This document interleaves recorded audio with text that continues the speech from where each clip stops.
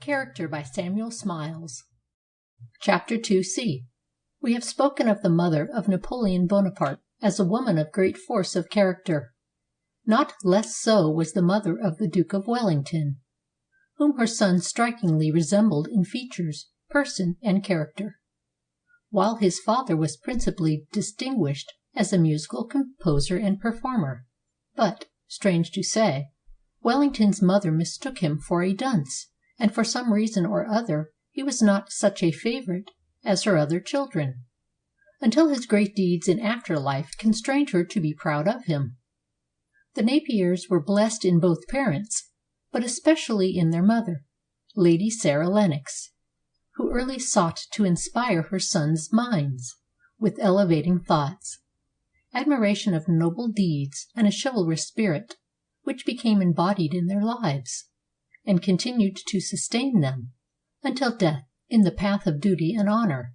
Among statesmen, lawyers, and divines, we find marked mention made of the mothers of Lord Chancellors Bacon, Erskine, and Brougham, all women of great ability, and, in the case of the first, of great learning, as well of the mothers of Canning, Curran, and President Adams, of Herbert, Paley, and Wesley. Lord Brougham speaks in terms almost approaching reverence of his grandmother, the sister of Professor Robertson, as having been mainly instrumental in instilling into his mind a strong desire for information, and the first principles of that persevering energy in the pursuit of every kind of knowledge which formed his prominent characteristic throughout life. Canning's mother was an Irishwoman of great natural ability, for whom her gifted son entertained the greatest love and respect to the close of his career. She was a woman of no ordinary intellectual power. Indeed, says Canning's biographer, were we not otherwise assured of the fact from direct sources, it would be impossible to contemplate his profound and touching devotion to her without being led to conclude that the object of such unchanging attachment must have possessed of rare and commanding qualities. She was esteemed by the circle in which she lived as a woman of great mental energy. Her conversation was animated and vigorous, and marked by a distinct originality of manner and a choice of topics fresh and striking and out of the commonplace routine. To persons who were but slightly acquainted with her, the energy of her manner had even something of the air of eccentricity. Curran speaks with great affection of his mother as a woman of strong original understanding, to whose wise counsel, consistent piety, and lessons of honorable ambition, which she diligently enforced on the minds of her children, he himself principally attributed his success in life. "The only inheritance," he used to say, "that I could boast of from my poor father was the very scanty one of an unattractive face and person, like his own, and if the world has ever attributed to me something more valuable than face or person, or than earthly wealth, it was that another and a dearer parent gave her child a portion from the treasure of her mind." When ex-President Adams was present at the examination of a girls' school in Boston, he was presented by the pupils with an address which deeply affected him, and in acknowledging it he took the opportunity of referring to the lasting influence which womanly training and association had exercised upon his own life and character. "As a child," he said, "I enjoyed, perhaps, the greatest of blessings that can be bestowed on man, that of a mother who was anxious and capable to form the characters of her children rightly. From her I derived whatever instruction, religious especially and moral, has pervaded a long life. I will not say perfectly, or as it ought to be, but I will say, because it is only justice to the memory of her I revere, that in the course of that life, whatever imperfection there has been, or deviation from what she taught me, the fault is mine and not hers. The Wesleys were peculiarly linked to their parents by natural piety, though the mother, rather than the father, influenced their minds and developed their characters. The father was a man of strong will, but occasionally harsh and tyrannical in his dealings with his family, while the mother, with much strength of understanding and ardent love of truth, was gentle, persuasive, affectionate, and simple. She was the teacher and cheerful companion of her children, who gradually became molded by her example. It was through the bias given by her to her sons' minds in religious matters that they acquired the tendency which, even in early years, drew to them the name of Methodists. In a letter to her son, Samuel Wesley, when a scholar at Westminster in 1709, she said, "I would advise you as much as possible to throw your business into a certain method, by which means you will learn to improve every precious moment, and find an unspeakable facility in the performance of your respective duties." This method she went on to describe, exhorting her son in all things to act upon principle, and the society which the brothers John and Charles afterwards founded at Oxford is supposed to have been in a great measure the result of her exhortations.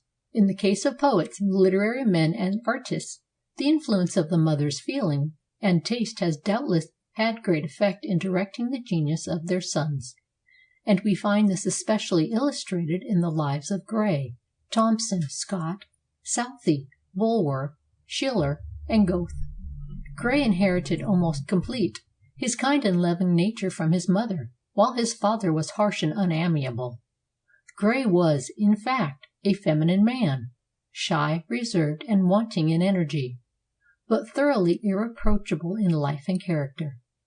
The poet's mother maintained the family after her unworthy husband had deserted her, and at her death Gray placed on her grave, in Stoke Poges, an epitaph describing her as the careful, tender mother of many children, one of whom alone had the misfortune to survive her.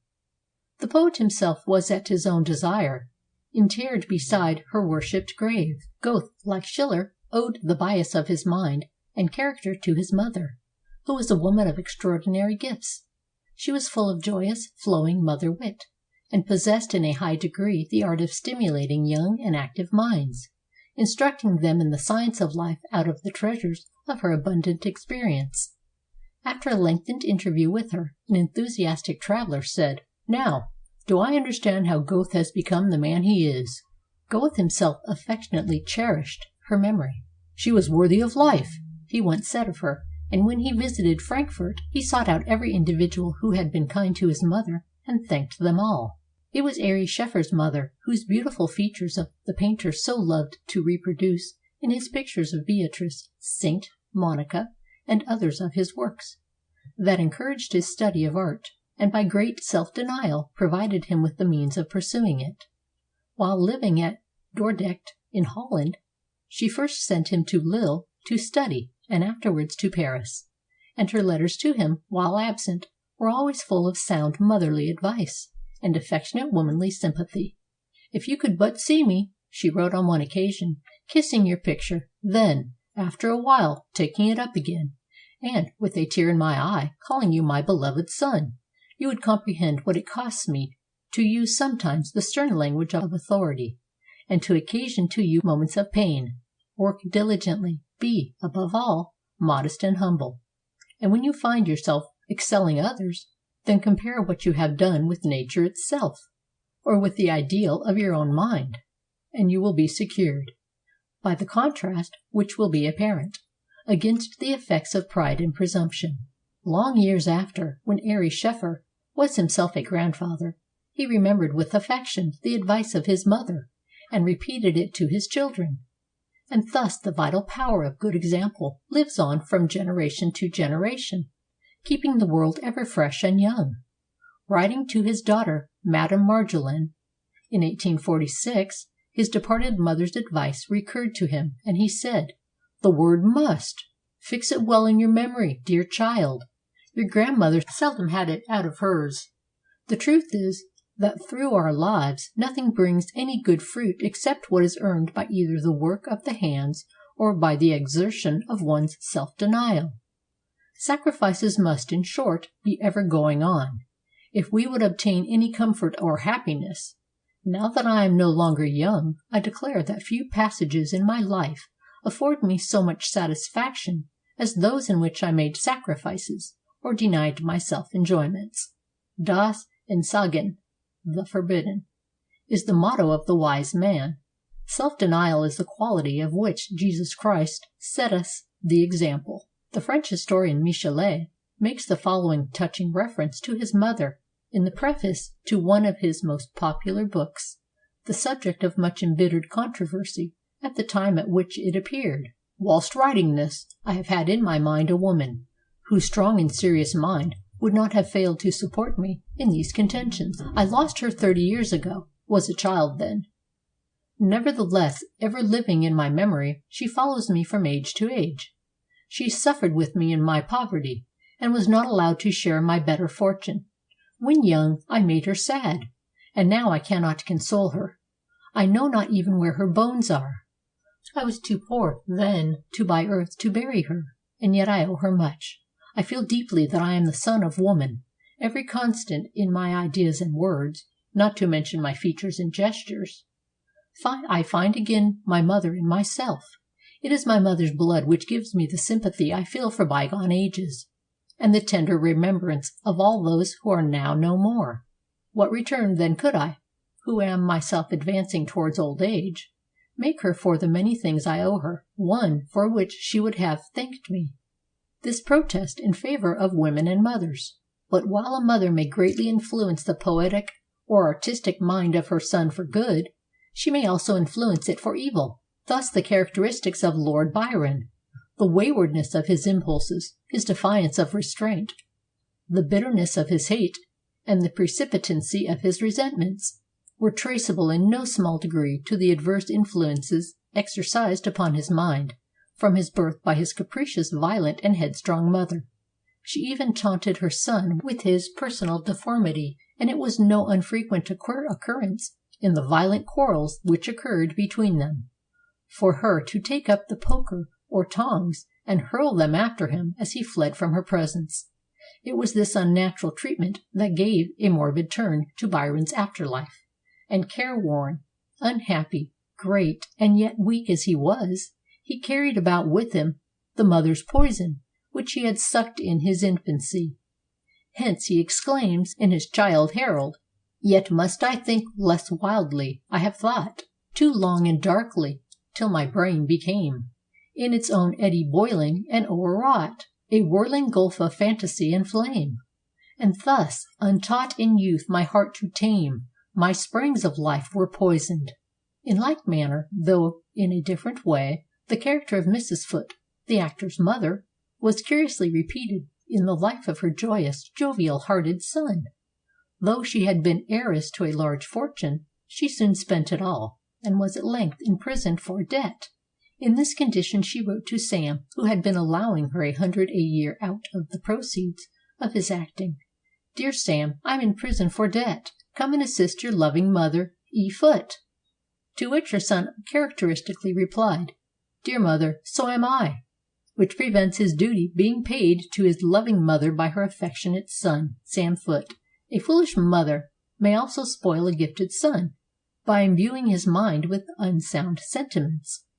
Thus Lamartine's mother is said to have trained him in altogether erroneous ideas of life in the school of Rousseau and Bernardin de Saint Pierre, by which his sentimentalism, sufficiently strong by nature, was exaggerated instead of repressed, and he became the victim of tears, affection, and improvidence, all his life long. It almost savors of the ridiculous to find Lamartine in his Confidences representing himself as a statue of adolescence raised as a model for young men. As he was his mother's spoilt child, so he was the spoilt child of his country to the end, which was bitter and sad. Saint Beuve says of him, he was the continual object of the richest gifts, which he had not the power of managing, scattering and wasting them, all excepting the gift of words, which seemed inexhaustible, and on which he continued to play to the end as on an enchanted flute. Section 7.